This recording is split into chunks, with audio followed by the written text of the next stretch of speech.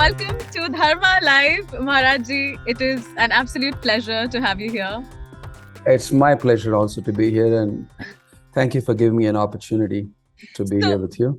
Maharaj Ji, firstly, I had a little chat with you previous to this for a few minutes, and it has been truly enlightening. I can't wait for this interview to begin. Of course, like everybody keeps asking the same things, I'm going to start with this interview. I have been a radio jockey in my previous life, so I always end up having casual conversations. So, Maharaj Ji, what has been keeping you busy till now?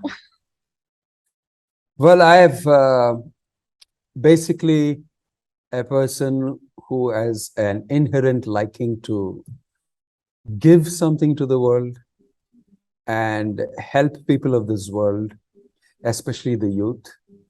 And I have discovered something very amazing in my life by associating myself with the books of Bhakti-Vedanta Swami Prabhupada and the followers of his life and teachings. And I think I have gleaned something very important, and I want to share that with everybody. That keeps me excited and going. Generally, people say, what pushed you towards spirituality? I don't want to say what pushed you towards spirituality. I want to know your journey and what inspired you towards being a Maharaj. Being a Maharaj is one of the steps, but actually, like I told you already, I stumbled upon the books of Prabhupada, and I was going through a time in my life where I was very interested in asking many, many questions, and most of the questions were not answered by people. The people, at least I was around with, neither my parents, nor my teachers, nor my other people. I think I was a little bit of a person who wanted to know some things deeper. And that brought me to, I was a professional. I actually am a design engineer. I'm a chemical engineer. And then I got into a job before. My brother advised me, he was in the US, and said that it's better you do a job before you do your MS here. And then we were supposed to start a consultancy. I'm from a large family. I have 5 sisters and 2 brothers. Oh. Can you imagine that? So I'm one of those millennials, or rather before the millennials, the baby boomer, I should say. A large family. People don't hear of such families now. And my mother was a heavy duty woman. So she was managing a big family, a matriarchal family, I should say. And we were all very closely knit and having great fun. But I had questions about many things. And coming from that type of a background, a religious, pious background, a Brahmin family, I did have many questions which were not answered. And I stumbled upon Prabhupada's books, especially. There's a book called The Science of Self-Realization, which maybe I would say was one of my all-time favorites, should I say. And that actually started the journey for me. And I started reading that, and a lot of my questions were answered, and I started associating with the people in the movement. And that took me off on a very wonderful journey of getting many of my questions answered and knowing about practice of these things. And it changed my life quite a bit. Is there some incident of your childhood itself that sort of gave you a hint that maybe you would not be doing something which is the professional thing, but rather you'd be doing something which is a lot more motivational? I didn't have any inkling to something like that. Neither I would say it was mentioned in my horoscope too.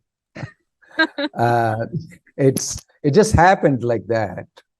And it just took off, and it's out of interest. I mean, everybody has got these $1 million questions in their head. And our society is so framed and structured that some of us are never able to breathe out and, talk about these questions openly. That's why I like the new generation of people who are very open about talking these things and sticking to it and expressing themselves very freely. But I was maybe in a generation where it was a little more traditional and more structured and sort of straitjacketed in terms of expressing yourself and wanting and getting the things that you want to know about. So I think that for me, it was a great experience. And the one single thing that I told you that happened to me was reading that book. That book sparked off quite a lot of inquiry into me. If that is what you want to specifically know. That's what I would say.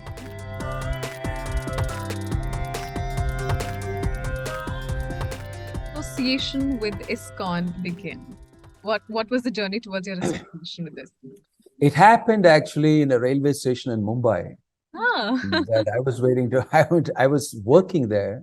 right. My this thing days, and I was working as a design engineer for some time there, and I was dabbling in a few things. And actually, I went to do my MS in IIT Powai, and I didn't make it because they said that chemical engineers cannot do this course. I was pretty frustrated. And I thought that I should have listened to my brother and gone abroad to do my MS. That's when I came across a book distributor distributing these books, and he gave me this book. It became extremely interesting to me. And then I read it, and I went to the temple in Mumbai. They have a very beautiful temple in Juhu. And my journey started with Iskcon from then onwards. Of course, I liked the prasadam that they were giving out there, and it was yummy, and I ate a lot of it then. That could be one of the main lesser factors, but one of the great, should I say, an impetus for visiting the temple. I see food was a motivator. I would definitely. Yes, at that time I was young and I was, wanting to eat good food, and they gave pretty good food. we would touch upon that topic when we get into a very, very quick rapid fire round. I was talking to Nandiji recently, and he was telling me that you have been also keeping busy in a very beautiful project. There's a very beautiful mandir that is being, constructed. Yes. Actually, it's my heart and soul, I should say. Yeah. It's a beautiful project in the city of Coimbatore here. We have about 11 acres of land plumb in the center of the city. And we are developing an education and cultural complex. Right. I've always been dreaming about bringing the principles and the wonderful, teachings of the Bhagavad-Gita into a modern context, into a tech-savvy context. Right. And I want to make a Bhagavad-Gita Museum, which we've already started doing the civil structure for it, so that the new generation of people can very easily relate with it and get the necessary information. So it's going to be a technological plus spiritual plus social plus educational, all these things bundled together. So it's unique in that sense. We're building about 1.5 lakh square feet of space. It's not only a temple, the temple is the core portion of it. Right. But around it is a museum, there are educational halls, there are drama theaters, and there are cultural and arts and music and drama, all this type of facilities for. It's like a whole thing. So, Maharaji, because we are speaking about the youth, and because we are speaking about giving them this whole experience of spirituality, I want to know, according to you, what should the youth know about spirituality, especially the current one, the current generation, which you already know is too stressed at 25, is extremely motivated at 35, is just harboring so much of hard work and so many ambitions at the age of 40, and they are still feeling that there is a lot of lack going on in their lives. So, what would you like to tell them about spirituality? Wow, I really love that question. I do want to tell them a lot, loads of it, but I'll try to make it as brief as possible. I love this generation, I tell you. One thing I like about the generation is this: they're very inclusive, and they have a lot of information. They pick up information very fast. They're well informed. In my days, if I have to get informed, I had to walk up to the public library to read a book and try to get informed about it. So times have really changed diametrically 180 degrees. So they're very well informed, they're very inclusive, and I would say that very socially based, but somehow or the other they are stuck a lot on technology, and somewhere along the line I think they miss out on a one-to-one, person-to-person contact, relationship, and that experience of a personal relationship. I don't know how to put it exactly, but I think that's lacking quite a bit. Although they are very well connected technologically, right, I would say socially they're not very adept. for some reason, I don't know, people may be knowing more about it, those who've done some research on that. But I do think that, and I would say a beautiful generation got a lot of width and maybe lacks a little depth. Like I would say that if you take any particular topic, they can cut and paste a lot of stuff quickly. But to be mindfully focused and give it the necessary depth and the thoughtful consideration that something needs, any thought, any idea, any experience or whatever, if you give it a little more thought and depth, you come out richer. Somehow there's no patience for that, but I keep frittering a lot about a lot of information and width. But all said and done, I would say in many, many ways, they are sensitive to being sensitive to the climate change, sensitive to many things going on in the society. They have comments to make about the past generations, which a lot of it, I think, is quite appropriate.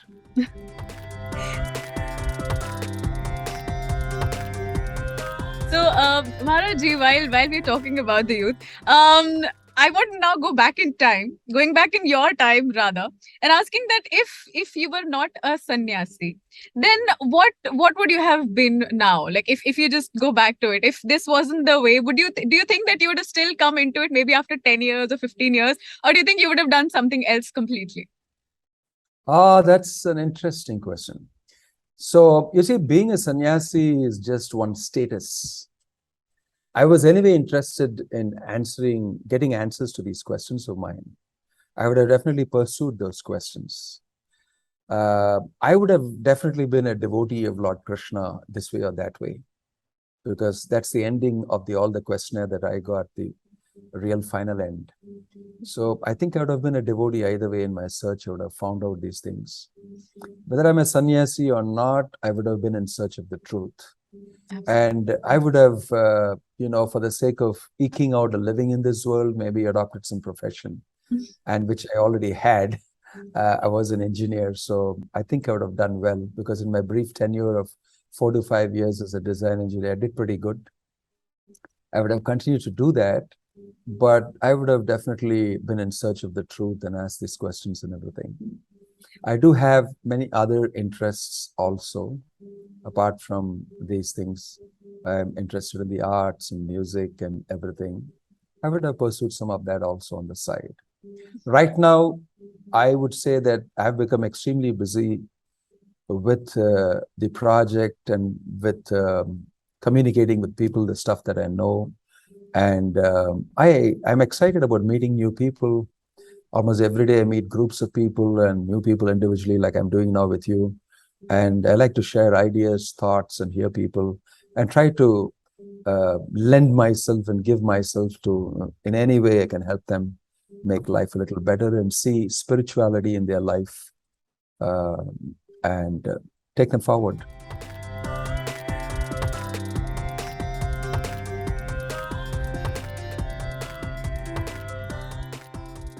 So, Maharaji, now that you've spoken that you've talked to so many people and you meet new groups every day, I want to ask here that when you speak about Lord Krishna to your audience, when you speak about Lord Krishna to the people who are around, how different or how enriching is the experience of speaking to an Indian audience and an audience abroad?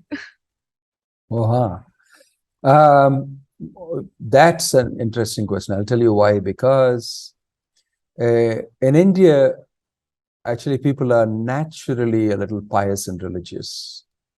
They have it in their DNA somewhere. But in the West, I would say they have a very skeptical outlook towards religion nowadays.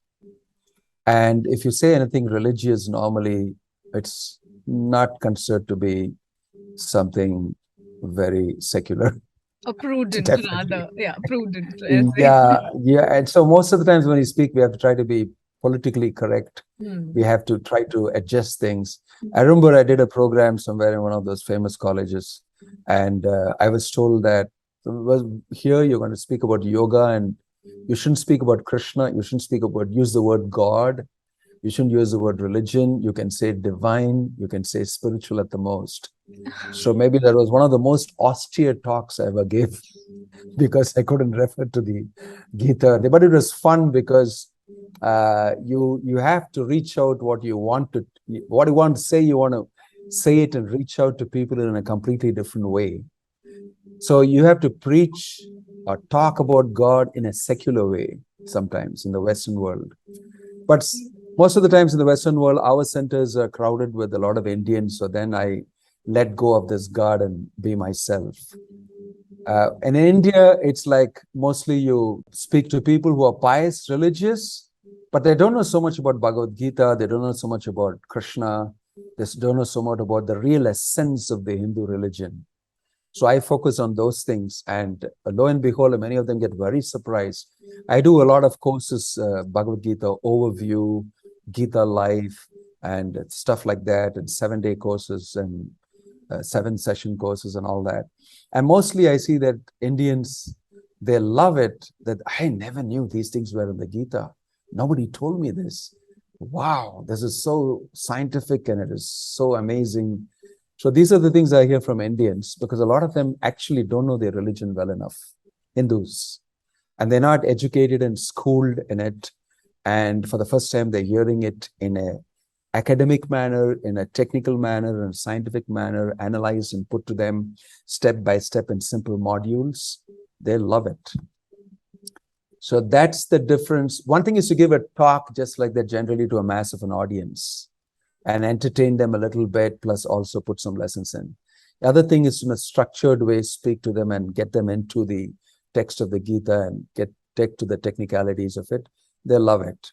In the Western world, it's the other way around. You have to address people and their way of living, their lifestyles, and bringing yoga, and indirectly talk about leading a sattvic life, a good life, changing your lifestyle, and maybe factoring something divine into your life, and maybe becoming spiritual. In the Western world, spiritual would mean being compassionate, showing love, being kind, and these are all considered to be spiritual qualities.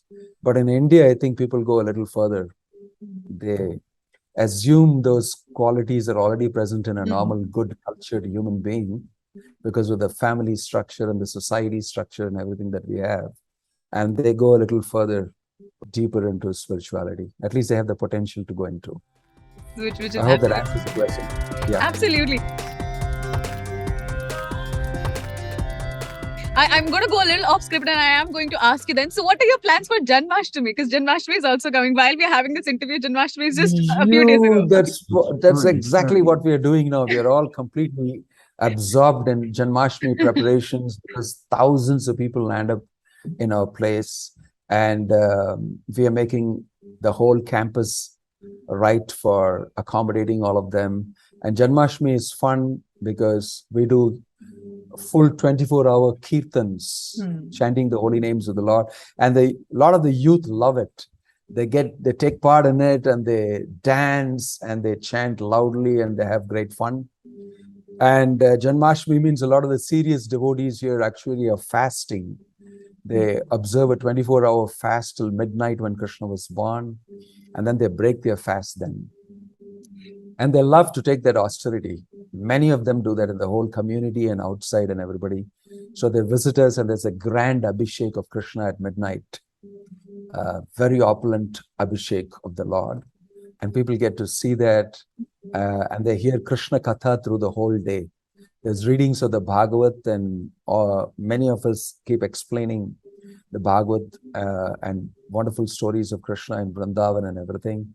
And there are public programs and there's a whole lot of people coming in and out.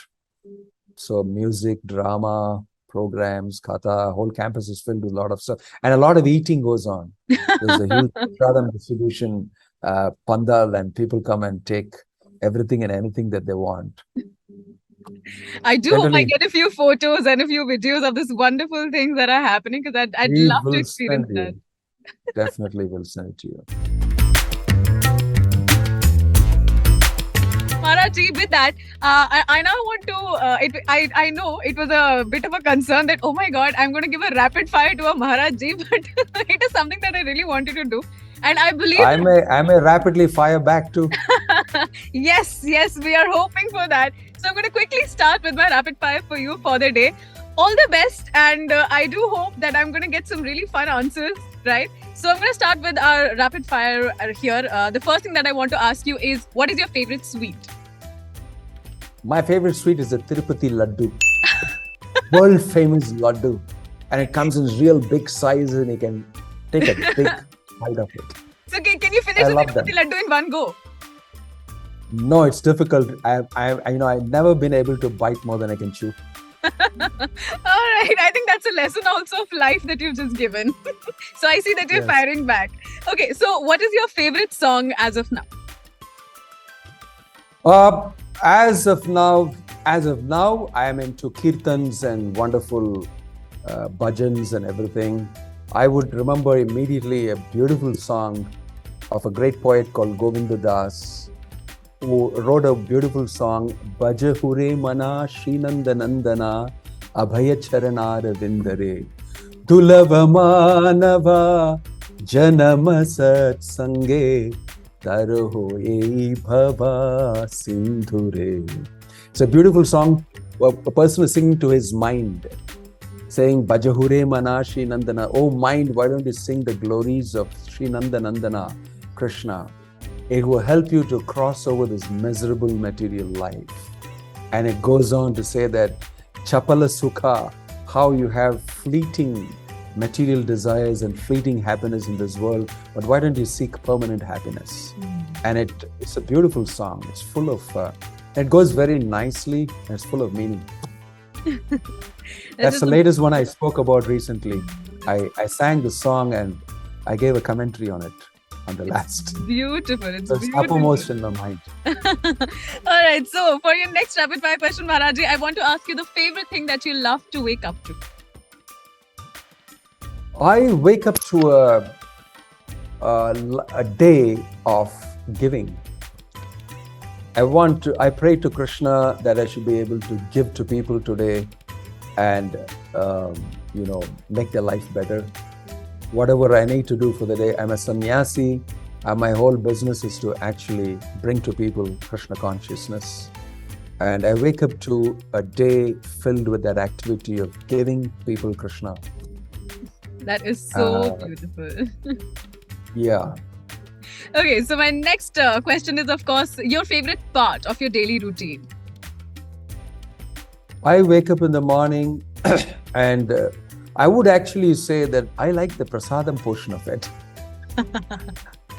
Because a lot of yummy offerings that we made to Krishna all come up in front of me and I'm able to taste every bit of it.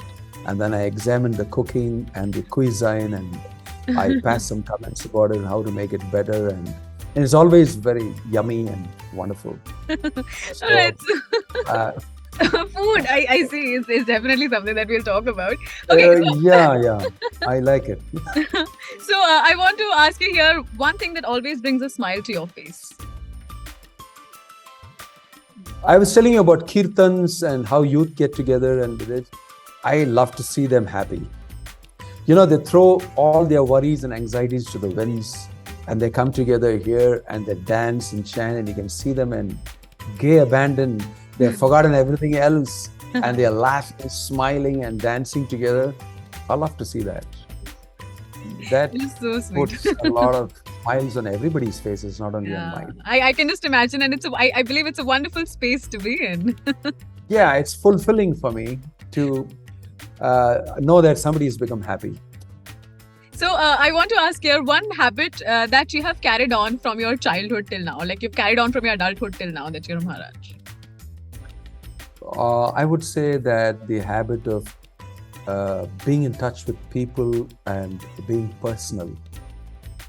I like to be with people and I like to share information and help them out. That's something that I was doing from a very young age. I was helping out my mom at home in the kitchen, helping out my father, helping out my family members. And I also carried that further, that if anybody seeks any type of help, I feel a great desire to give myself to do that to people, how much ever I can. Definitely. Okay, so this is one question that I would really like to know. One habit that you inculcated as a sannyas. Well, you see, a sannyasi is a person who is samnyasi, means he is given up all material stuff Right. and material designation and is only focused on something spiritual. So if you ask me, one habit as a sannyasi is that I have actually got used to keeping away from certain things that are not in keeping with spirituality. So I say no to certain things, Right. which I know will spoil my spiritual growth and my focus. Right. So that's a habit most sannyasis make up, and they Right. do need to. So Okay. I know when it is dangerous zone, and I keep away. I can totally imagine that. Okay, so one thing that you always notice about people, the first thing that you notice about people when you meet them. I also mentioned to you, sometimes people come to me for many things. They come to me for seek counseling from me and advice and everything. When I meet them, I quickly gauge with a few dipsticks of questions where this person is. So if he's come with some distress and if he's come with some requirement, I quickly try to find out. And like I said, I like to do that. I like to try to help wherever I can. So I'll quickly gauge them where they are from by a few questions. Right. Get to know who's my client and what do they need. Right. I would normally put them at ease first. Right. Put them at ease. Most people think I'm a sannyasi and I should be full of awe and respect, and I don't like that because then I can't relate with them very well. Right. There's a distance. I try to break that ice as soon as possible. Oh. So I tell people I'm a cool Swami. You can relate with me, and I'll try to be relevant with you. And I like to break that ice immediately. So one question which is very important: which one do you think people should work first on, mind, body, or spirit? They should obviously work on the spirit because the spirit is the underlying foundation of the body and the mind. Right. In Bhagavad-Gita, both the body and the mind together put as body actually. Right. We have a subtle body and we have a gross body. The subtle body consists of the mind, the intelligence, and the ego, false ego. And the gross body is what you see, the blood, the muscles, the marrow, the bones, the veins, and everything together. So both these things are called together body generally. Yeah. And then the spirit is you, spirit, soul. Your ID is that you're not this body, you are spirit. Essentially, you're spiritual in nature. So I would say if you get your ID right and if you work on it, then the foundation is right. Then the building on the foundation will stand perfectly well.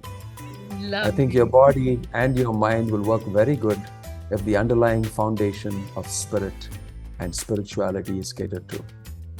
Such a beautiful message. Now, I want to have a little message from your side for Dharma Live as well.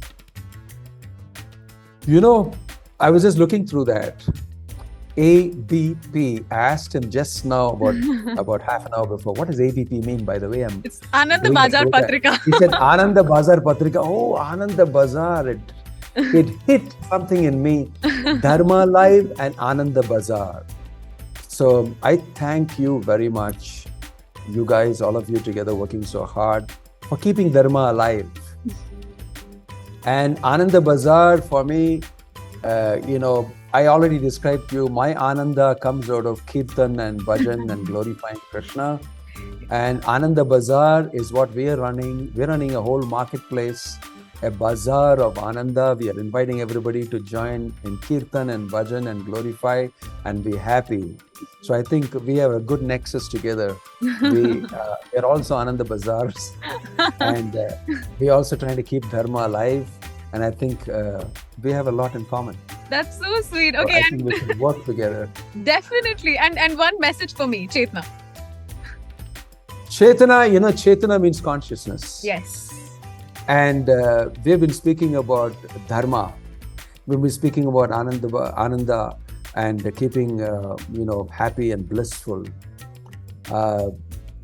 Nice meeting with you, Chetna. I think you're a vibrant a live personality who's very keen and interested in knowing, and you have these piercing, amazing questions that you've asked of. I wish we could spend more time, but since we're limited with time. But I think that you are very close to bringing about good consciousness. Since your name is also Chaitanya, and the great Lord Chaitanya spoke about Cheto Darpana Marjanam. That short form of Chaitanya there is Chitta. Right. Cheto Darpana Marjanam is, Darpana means mirror, cleansing the mirror of the mind. Right. And revealing one's pure consciousness. Thank you so much. Thank you, Hare Krishna Chaitanya.